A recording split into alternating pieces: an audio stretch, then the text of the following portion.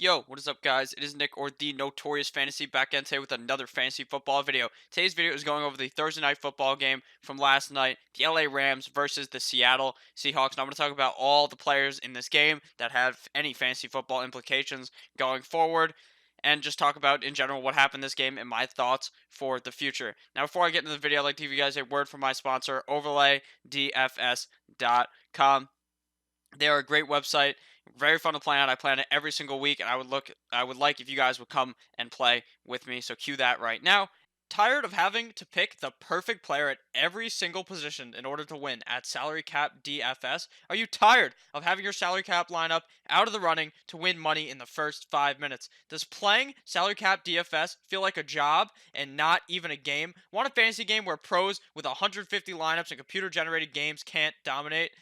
OverlayDFS.com has a new revolutionary start-sit game for fantasy sports. They are the home of the single-entry GPP. How do you play? It is a simple start-sit format. Make 12 start-sit decisions from the 30-plus matchup presented, like you can see on my screen right now. A winner, win, loss, or tie will be awarded to your overall record for each decision. Records of the top 10% of users win 9 times your buy-in. 12-0 records win GTD progressive bonus. All matchups are player versus player who will have the most fantasy points. Usually, an 8-4 record is good enough to get that cash. Sometimes 7-5, other times 9-3, depending on the week. Make 12 picks on the matchup options listed.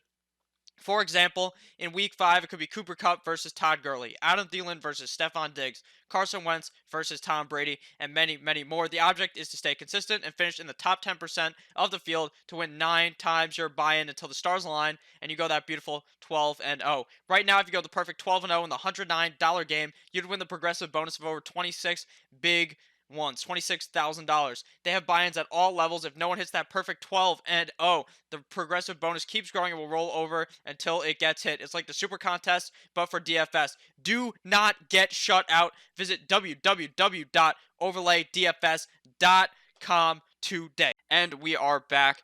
Seattle Seahawks ended up winning this game 30-29 after Greg the Leg Zuerlein missed a game-winning field goal. Now, to talk about mostly in this game, there was a lot of things to talk about. The first thing to talk about here is the fact that Brandon Cooks ended up getting hurt. How severe is the injury right now? We don't know. He got knocked the fuck out, okay? And was laying on the ground. I hope he's okay. He's on my fantasy team. I hope he's okay. I'm not trying to disrespect him or anything. He got laid the fuck out. Hopefully he's okay. Hopefully he didn't get concussed or something. But they had to take him out of the game. It seemed like it was in the Super Bowl like 2 years ago when he got destroyed when he was on the Patriots. It looked something like that, but this time he was able to get up on his own. I hope that he is okay, but that is obviously the main thing to talk about here. Brandon Cooks likely potentially out for the next couple of weeks. Now, to talk about the Rams. Jared Goff, 29 of 49 for 395 yards, 1 passing touchdown, 1 INT. A pretty solid game from Jared Goff. Obviously, in fantasy, you're hoping for 2 or 3 touchdowns, but overall, a good game and not the worst game from Jared Goff that could have happened in this game.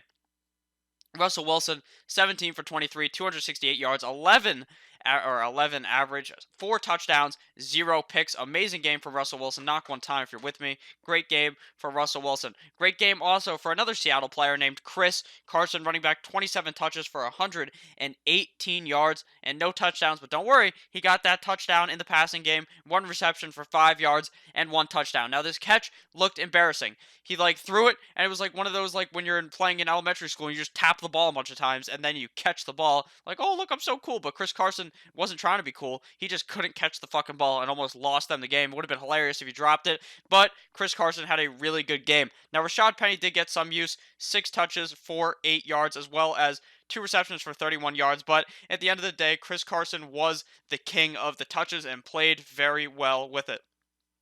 Russell Wilson also ran the ball 8 times for 32 yards. Now, onto the LA rushing game. Todd Gurley seemed to get fed a lot more. 15 carries in this game for 51 yards and 2 touchdowns. A lot more work that we've seen previously, as well as 3 receptions for 6 yards. Now, I don't think you can assume that Todd Gurley is going to hop in the end zone 2 times, but I think you can start to assume that in a lot of these games, Gurley is going to get a lot more touches, and probably, likely, when they're in the red zone, they're just going to keep handing the ball off to Todd Gurley until he hops in.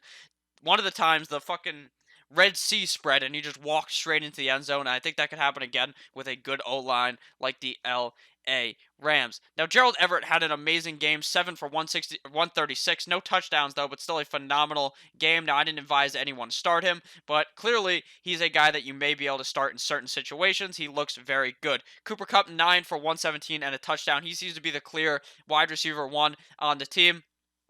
I've been saying this for a while, but Cooper Kupp is definitely the wide receiver to own there. Definitely the safer option. Robert Woods did not have all that good of a game. 5 receptions on 9 targets for 48 yards. Now, these guys were getting a lot of targets, but Jared Goff was just very off on some of these targets, throwing the ball, and it was looking nowhere near the guy. And it was just bad, or thrown into complete coverage. It just wasn't good. Tyler Higbee, 3 for 47. Like I said, Brandon Cooks went 1 for 29 before getting taken out of the game after getting injured. In the Seattle passing game, we saw Will Dissly go 4 for 81. No touchdown, but still a phenomenal game from Will Dissly. Definitely a guy you could be starting every single week in fantasy football. Tyler Lockett, 4 for 51 and a touchdown. Arguably the touchdown of the year. It was crazy. He double tapped his feet down. Was a great catch by him. DK Metcalf, 2 for 44, 1 touchdown. Definitely worth that start this week. So, what I got from this game was that the Seattle Seahawks, slightly better than I thought, and the Rams kind of choked. The Rams realistically could be 5-0 right now. They should have been able to beat the Bucks. They could have beat Seattle today. They should have beat Seattle last night. So I think that the Rams are still going to be fine. I think the Seattle Seahawks are still a good team as well, though. At the end of the day, we need to hope that Mr. Brandon Cooks comes back, but I think that he should be fine. It didn't look super duper serious. I mean, he was able to walk. They didn't have to whip out the stretcher or anything, so hopefully he's okay. So thank you guys all for watching this video. I hope you learned anything from this video. If you ended up learning anything, enjoying, click that subscribe button down below. Check out overlaydfs.com, link in the description. Have a great goddamn day. I love you all. Goodbye.